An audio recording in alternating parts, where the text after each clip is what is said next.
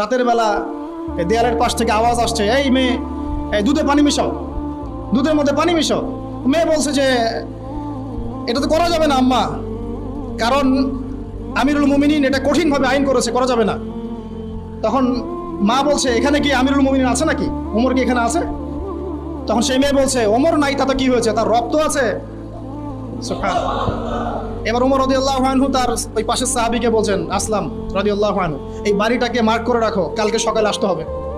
পরের দিন সকালবেলা তিনি তার ছেলেকে নিয়ে হাজির। ওই মহিলাকে বলছেন যে গতকাল রাতে তোমাদের পানির আর দুধের ঘটনা আমি শুনেছি, তোমার মেয়েটাকে ডাকো। মেয়েকে ডাকা হলো, জিজ্ঞাসা করা হলো, এই মেয়ের কি বিয়ে হয়েছে?